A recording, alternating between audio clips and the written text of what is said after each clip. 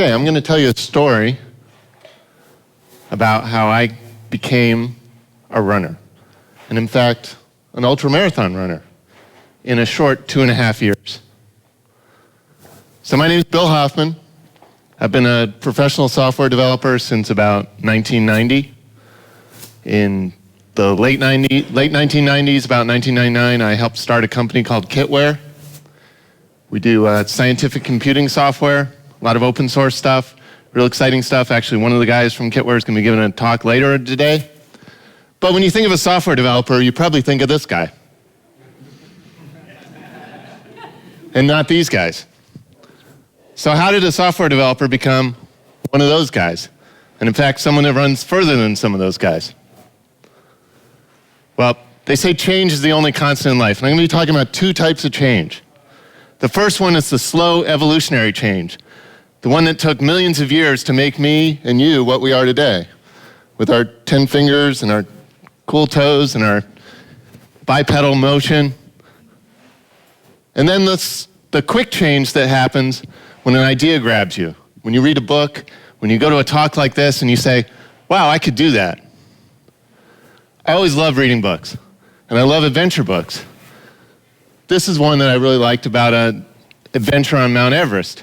And of course, I'd read a book like this and imagine myself climbing Mount Everest. Similar, I read a book like this about deep sea diving and finding a U-boat off the coast of New Jersey and diving like really deep, really insane stuff. Of course, I imagine myself doing that too. But this would usually wear off. About 3 years ago, I read this book called Born to Run. The premise of the book is that our evolutionary niche for humans is long-distance running. Let's look at some other animals.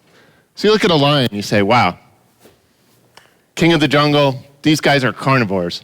They can hunt, they're strong, that's what they do. This guy, he can eat ants. Termites, get into areas. He's evolved in that niche. This one can eat trees. And this one just does whatever he wants. But what about this primate? How did we compete with the amazing animals we just looked at 1 million years ago? How were we competing? What was our niche before we had all this technology? Well, there's some research that was done by Daniel Lieberman at Harvard that says one of the things that gave us our special things was endurance running. Now, how does that become a superpower in the wild? Well, go onto Google BBC persistent hunt video. And there's a picture of these three guys, and over the course of about 3 hours, which interestingly enough is about the length of an average marathon, they chase this group of Kadu, single one of them out, keep persisting to chase that one animal all day, and eventually the animal overheats, lies down, and they're able to kill it very easily. Now, how do they do that? Well, we've got really cool evolutionary things that help us do that. We can sweat. They can't. The only way they can cool down is by panting. They can only pant when they're not running. So as long as you can keep them running for a long enough time, they overheat. And then the book had some really cool things that I had never heard of, like this race, Leadville Trail 100 race. This starts at like 10,000 feet, goes up to about 13,000 feet, and humans actually do this in 16 hours, some of the top runners in the world. Pretty cool. Then this one's my favorite. This is the Badwater Ultramarathon. Goes through Death Valley in the middle of the summer, 130 miles.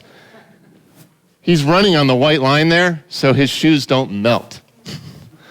People can do this. That's pretty amazing. Then he went down to the Copper Canyon with these people, the Tarahumara Indians. And they're essentially living the hunter-gatherer lives that we did 30,000 years ago. They can still persistent hunt. For fun, they'll go run 50-mile races. The guy on the left is Scott Jurek. He's an ultramarathoner and vegan. And he went down there and raced with him, and they actually beat him, which was pretty amazing to him. Tarahumara have the record. Their record for the longest run is 435 miles in 48 hours. I threw that into Google. That's like going from Albany to Pittsburgh Google says it's going to take me 7 hours in a car. All right, sounds great. Let's run an ultra, right? Let's put my picture out there and run an ultra. Wait a minute. I've got flat feet. I've got some sore knees. I'm not sure I can do this. So here's where my hatred for running came from. So this is my high school in Daytona Beach, Florida. And they had a neat program where you could actually sign up for summer school PE, volunteer summer school, because you could get out of school an hour earlier, which would give me more time to be on the beach surfing the rest of the year. So I signed up for it. In addition, for PE in the summer, they went to the beach and did stuff like boogie boarding. Unfortunately for me, because of the lawyer generation that showed up, they said it was out of their liability to be able to go to the beach, and they turned the whole program over to the football coach who made us run around that track every day for 5 days a week, all summer. About 3 weeks into that, I got acute Achilles tendonitis, which is just an inflamed part of your heel here. And I went to the doctor and he said, well, you've got flat feet and you shouldn't be running, and that's why they don't let flat-footed people in the Army. I said, oh, I guess I shouldn't run. Late 90s, I went on a trip to Alaska. It was really cool. We did hiking, whitewater rafting, and mountain biking. And it was with a neat group of people, and a lot of them were runners. And I said, nah, I can't run because I got this Achilles tendonitis thing, and I told them the story about high school. And they said, if you got orthotics, that would fix it. Modern technology, you can fix that. Whatever, I'm not going to go through too much trouble. But about 4 or 5 years ago, my knees started hurting just walking around. And my doctor said, well, you should try some orthotics. So I got them, and I followed the instructions and tried a lot of different shoes, and they really kind of hurt, but I was kind of excited. I said, maybe I can go run. And I went running, and I made it about half a mile, and my knees really hurt, and I limped home, and I was like, well, that doesn't work. But wait, some of these guys in the book had trouble too. So this guy's a guy named Barefoot Ted. And his story is basically he wanted to run a triathlon. And he could do the bike and he could do the swimming, but like me, he couldn't do the running because every time he went running, his back hurt really bad. So he bought a pair of these really fancy springy shoes and from Switzerland, spent a lot of money and put them on, and he went out running, and just like me, he made it about half a mile, and his back hurt worse than ever. And he took off the shoes and he threw them on the ground in disgust, and he started walking home, and then he started running home a little bit barefoot, and he said, this feels pretty good. And he started running barefoot, and then suddenly he's able to run ultramarathons. Not suddenly, it takes some time, but... And then the author of the book, Christopher McDougall, he starts off the book, and he's in his doctor's office. He wants to go running, and he's got plantar fasciitis. So he, really descriptive writer, describes it as like having a nail driven through the bottom of your foot. He was out running. He went to his doctor, and he said, why is this happening to me? And he said, well, people really weren't meant to run. That's why it's happening to you. You run too much. Oh. He said, I'm doing research on this book, and there's these Tarahumara Indians, and they run like 50 miles just for fun, and they can run 400 miles. Well, what about them? And the doctor says, well, they can run that far because they've been doing it all their lives. It's like, well, wait a minute. So they can run really far because they've been doing a lot more running than I have, and I can't run because I run too much? So that got his interest. Got my interest too, reading the book. So eventually I bought a pair of these things, these sort of toe shoe things. And the idea is, so if you think of like a gymnast, when they do a triple flip and they plant, right? Because they land on that mat and they want to feel solid ground. You've got a natural instinct and your feet want to feel solid ground. If you're wearing a squishy padded shoe, every step you're going to want to push a little bit harder. And it's going to cause more force on your knees. You're going to be able to do things like heel strike and go out in front. So I got a pair of these, and I put them on, and I went in the woods behind my house, and I imagined myself in the Copper Canyon. I was running with Barefoot Ted and the Tarahumara Indians, but hey, actually, I made it about a mile, and my knee didn't hurt. Hey, there might be something to this. But, it was inspiring, but I wanted to learn how to run, so I got this chi running book. And I was reading the book one night, and he talks about how when you're running, you want everything to go in the same direction. Your feet and everything, and I said, light went off my head. I jumped out of bed, and I went up. I was standing like this, with my feet out like that, and I realized I'd been walking around for 30 years like that. And these slow, repetitive injuries, they may take 10, 20, 30 years before it actually causes you any trouble, but that was the source of my knee problem. And I remember sort of going like that, trying to walk around like that. And it took about 3 months before I could actually walk sort of straight. So 1 mile turned into 2, and early on I would sort of post every run to Facebook, which probably got really annoying to my friends. But I got about 10 miles in one day, and one of my friends said, well, now it's marathon time. I'm like, really? Okay. But you got to train with me. So me and one of my friends, I started training for a marathon. And I ran some smaller races. This was the first race I did was a little sprint triathlon, like a 5K and a 10-mile bike ride. And I did that, and it was really exciting and fun, and my kid's still a little junior version of it.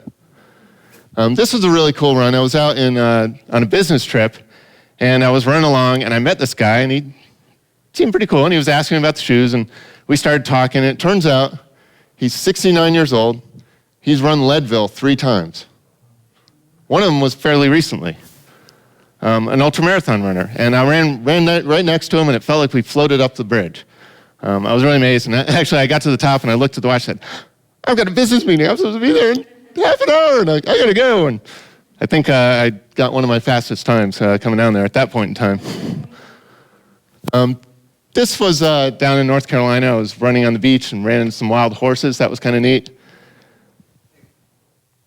But I did get some knee pain while I was training for the marathon. I actually had to stop a long run. And I took a couple days off, and I took off the 5 fingers, and I took off the shoes, and went back to the best running coach you've got. They got millions of years experience, just running barefoot on the road.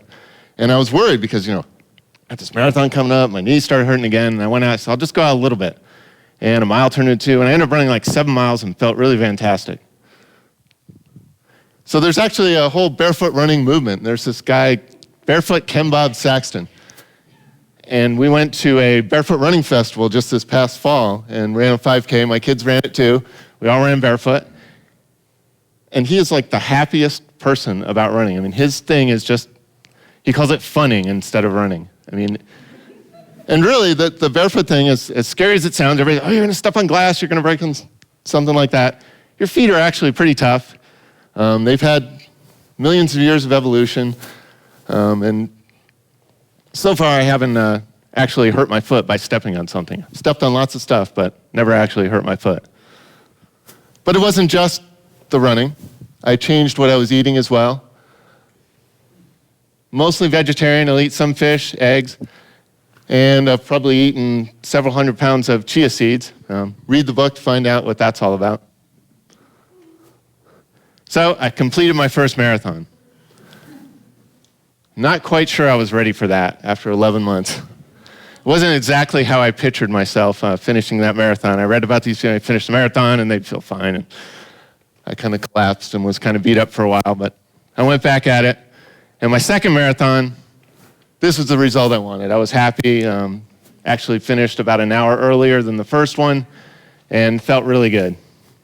Along the way, I sort of changed from the 5 fingers to running in these things.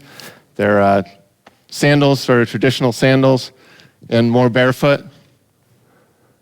Third marathon, I actually qualified for Boston, which a lot of people run a long time to do that. And I credit it all to the whole barefoot plus the diet. And then while I was training for Boston, one of my friends says, hey, there's this ultra marathon up in the Adirondacks called Wakely. It's a 54-kilometer race through the wilderness, completely unaided. There's no aid stations, no help. You have to bring all your own food, water. You have to fill up water along the way. Sure, why not? I'll sign up. I was a little scared about that. Boston came and went.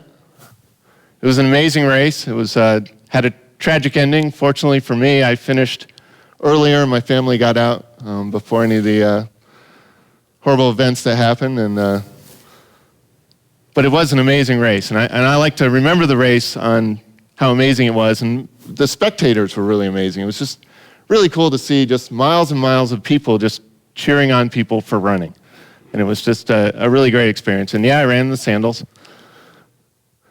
So then I got kind of scared. What happens after 26.2 miles? Do I fall off the edge of the earth? Actually, no. So this is mile 30 of an ultramarathon. Still smiling, still happy. little bit of a secret here. I was kind of happy because I saw the guy with the camera and realized I was near the finish line. But it was truly an amazing experience, and it's really amazing. It's almost like we're given this amazing hardware without a manual, right? And evolutionary biology is sort of that manual, right? We have to go back and see how we ended up, why are we bipeds, what are we meant to be doing with our bodies, what are they good at, and what do they need to do to stay in optimal shape? I mean, you can cover 30, 40 miles on foot. And yep, we ran in these. We didn't lose any toenails like some of the people running in the shoes did, because our toes weren't boxed up in a shoe. When you could go through mud and water, it didn't really matter. There was nothing to get wet, didn't get any blisters. Kids are natural runners, so it's been really fun. That's my 12-year-old son, Max, and he's really getting into running. You can see his form is actually better than mine. I'm doing a horrible heel strike here in this race. I'll blame that on the five-finger shoes instead of the sandals. But I've had a great time running with him. It's a neat sport because I can actually run with him and take part in these events. This was a 5K that both my kids did, and we all got first for our age group, so that was kind of neat. This was the Adirondack Marathon, and I was a pacer, and this was a real neat experience. I ran the 3:45 pace group, which meant we had to run that. Think of us like in the Olympics when you see the pool and they show that virtual line going, that's sort of the world record. We were the virtual line that was the 3:45 group, and other marathoners could gauge their speed by looking at us, and we were making a happy conversation as we went along. And the guy next to me, he's done many ultramarathons and many races, been running all his life. So I've been about 3 years running. I've done about 5 marathons, 1 ultramarathon, probably about 4,500 miles of running. I've had no injuries. I've gone from about 195 pounds to 155 pounds. And I've sort of pictured there as the fountain of youth, because I really feel probably as good as I ever have. So your body can take anything, running through Death Valley in the middle of the summer, but it just can't take this kind of stuff, the junk food and sitting in chairs all the time. So take off your shoes, have some fun, go out for a run, and you might be surprised how far you can go.